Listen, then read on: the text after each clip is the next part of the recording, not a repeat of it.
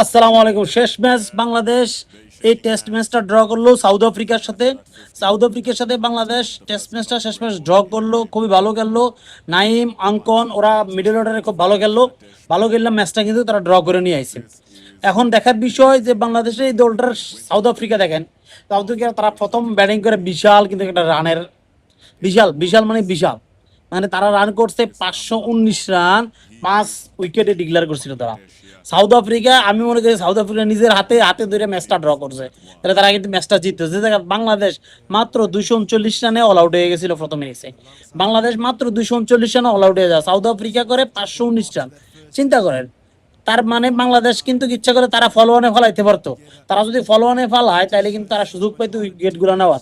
তারপর যাক, যেটা হওয়ার কথা এটা তারা ফলোয়ানে ফেলায় না বাংলাদেশে তারা খেলতে দিছে। খেলতে দেওয়াতে বাংলাদেশের জন্য সুবিধা হয়েছে। এখন বাংলাদেশ কিন্তু ম্যাচটা ড্র করে নিয়েছে। কেমন ড্র করলো?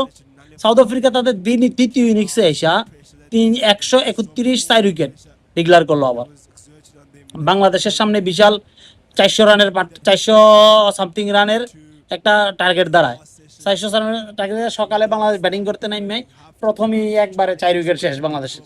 প্রথমেই অল্প কয়েক রানে বাংলাদেশের 4 উইকেট শেষ। তারপর মিডল অর্ডার অঙ্কন সহ তারা দৃঢ়তার সাথে খেলাটা হাতে নিল, খেলাটা ধরলো। খেলাটা ধরার সাথে অঙ্কনের অসাধারণ ব্যাটিং করছে। এরপরে আরো একটা প্লেয়ারটার নাম আমার মনে নাই, সে অসাধারণ ব্যাটিং করছে, সম্ভবত জীবন।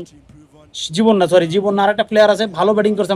নামটা খেয়াল নাই, আমি নামটা দিয়ে দিব তার ভিডিওতে। সে অসাধারণ ব্যাটিং করছে অঙ্কন। আর এই প্লেয়ারটা মানে আউটস্ট্যান্ডিং ব্যাটিং করছে। আউটস্ট্যান্ডিং ব্যাটিংটা মিডল অর্ডার এই ব্যাটিংটা করার কারণে বাংলাদেশের অন্য প্লেয়াররা যেরকম নাইম আসিল পিছে, নাইমে তার ভরসা পাইছে।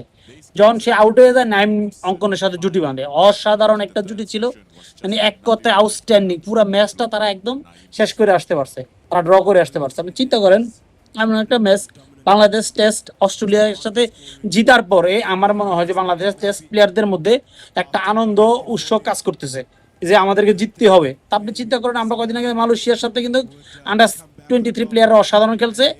ইমার্জিন কাপটা আমরা, ত্রিদেশীয় কাপটা আমরা নিতাম, বৃষ্টির কারণে হয়েছে।